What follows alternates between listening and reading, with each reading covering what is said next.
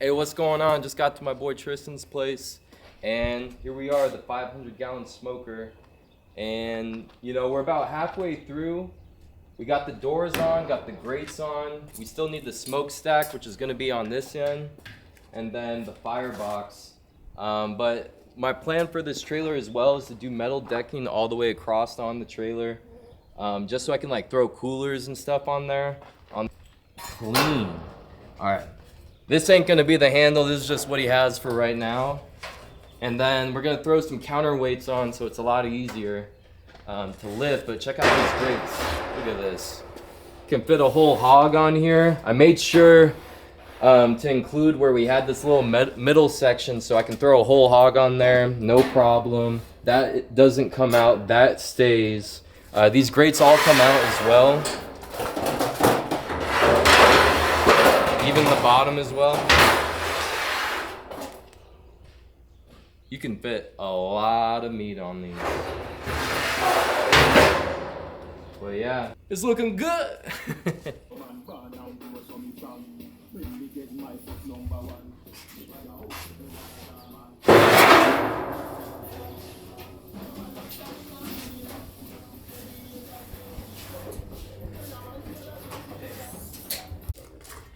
Right now we're kind of working on the plans for this firebox.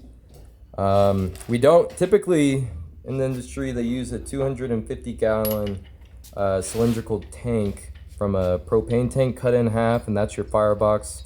We don't have that. We have some metal that we're gonna make an octagon with. Don't know if you can see this. Right. That's like 6 different rails for sale.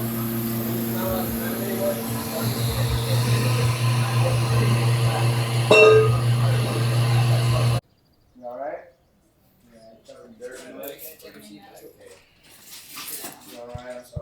It's finally here, my 500-gallon offset smoker. Just got it today. Just got a fresh paint job, painted it a single stage automotive black. It's gonna hold the temperatures. I'm gonna be shooting for about 250 to 300 degrees in this, so it's perfect paint for it. So this is it, 500-gallon smoker. If you're gonna get an offset smoker from 250 gallons and up, you gotta make sure you get counterweights. We used I-beams, something that's really heavy, and it's perfect for a counterweight. You can see I can lift this with one hand, and that counterweight acts as a door stop on the other side. So it's really nice to add that if you're thinking of doing one of these.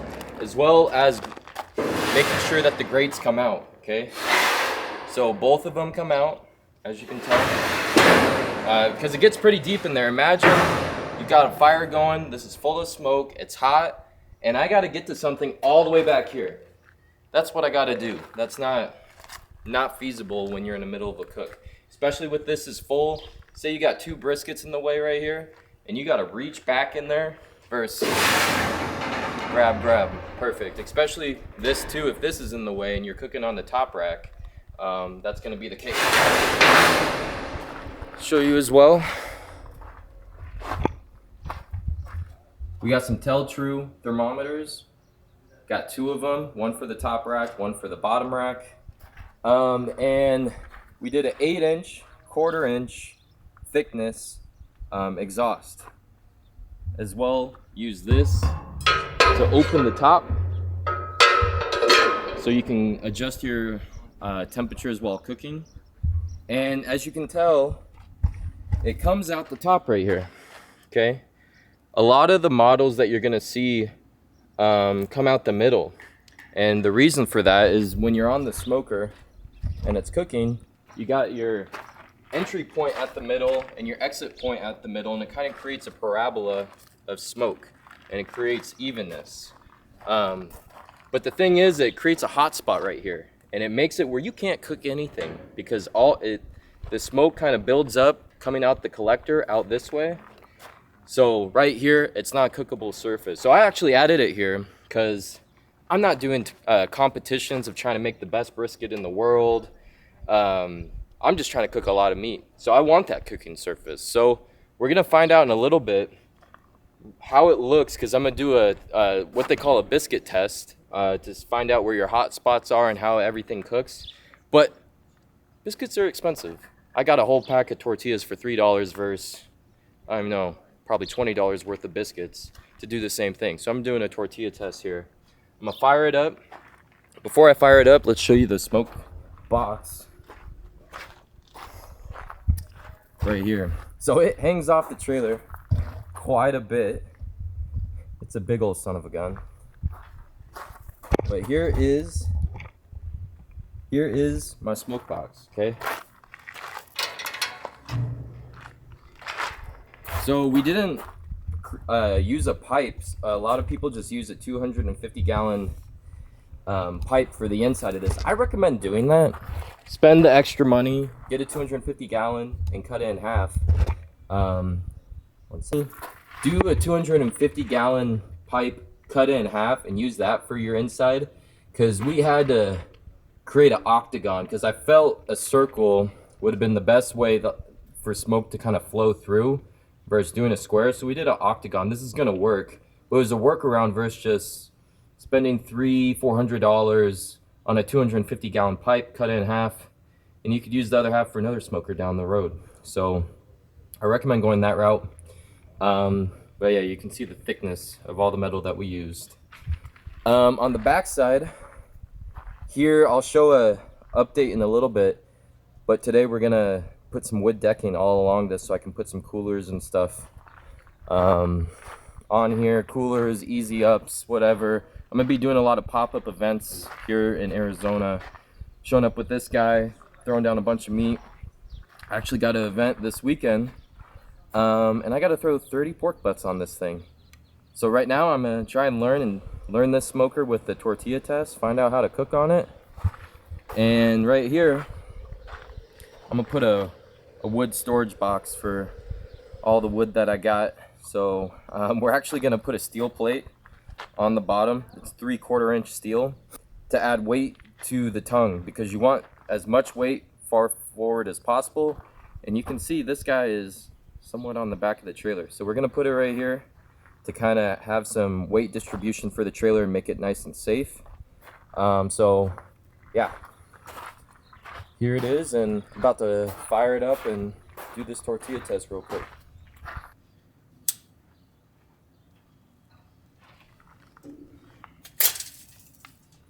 Alright, and I'm using post oak today. This is typically found in the Midwest. It's hard to find in Arizona, but I was actually able to get it. And I picked some pieces that have a lot of bark, and this is going to be kind of starting the coal bed. There already is a coal bed, but I'm going to just add a little bit more. Probably only add 3 right here, 2 sides. Actually, 4, 2 sides. Top. Gotta make sure there's airflow. Start with that. Alright, I got it holding pretty consistent temperatures. So what is that? 280. What do we got up here? 320 degree difference. I just threw some wood in there. So what you want to do is you want to get the temperature of the cooker to at least 300 degrees, and it's right there. And I'm about to rub some beef tallow and spray some avocado oil, and we're going to season the smoker and the grates. Hold it for a good time, and then time to throw some tortillas on there and see how even this thing cooks. Alright, I'm seasoning the grates.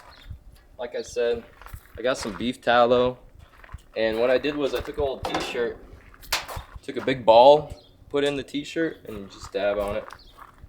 Get it nice and seasoned. So I'm going to do this to all 4 of the grates, and this is going to add a good start, kind of like seasoning a cast iron pan, you know. What you could also do is this, if you don't have tallow, avocado spray.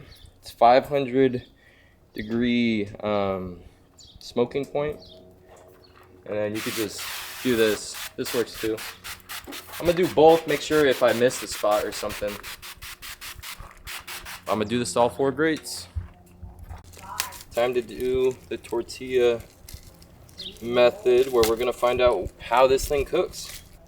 Find out the evenness of the temperatures, where the hot spots are. You know, this is all learning. This is how you learn real quick. It's $3 for all these. I don't even know how many are in here. 80.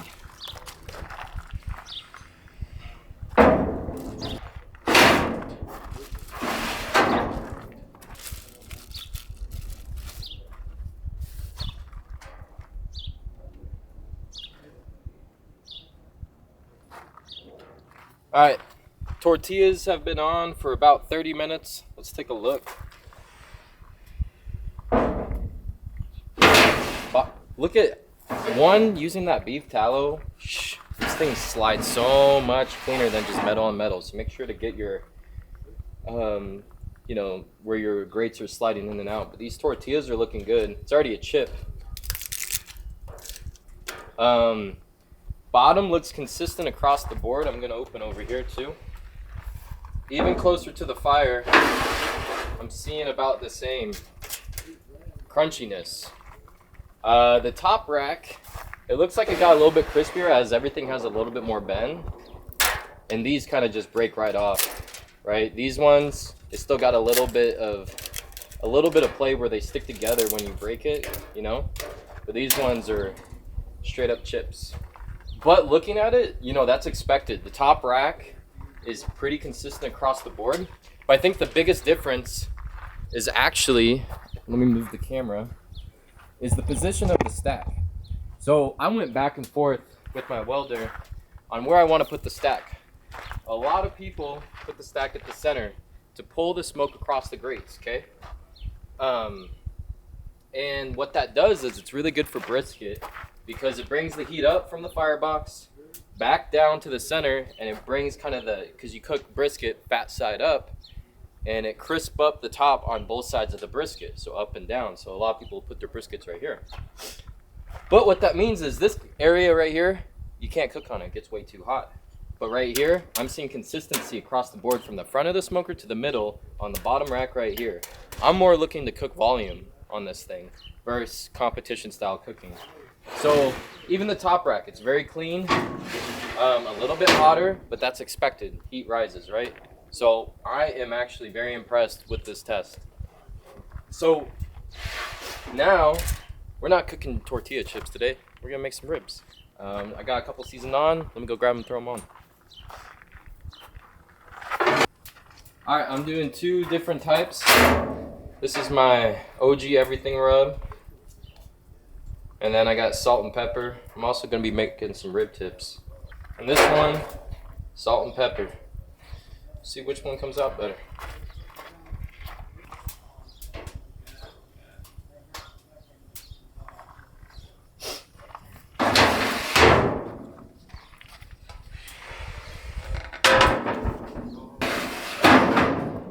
Looking pretty good. They got some great color. This one is salt and pepper right here.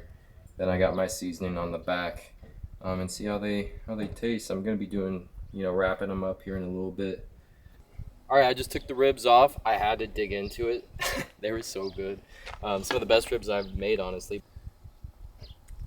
Man, they are juicy. Let me tell you.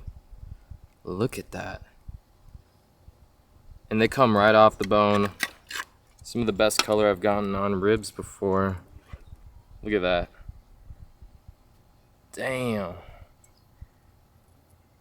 Now tell me that ain't juicy.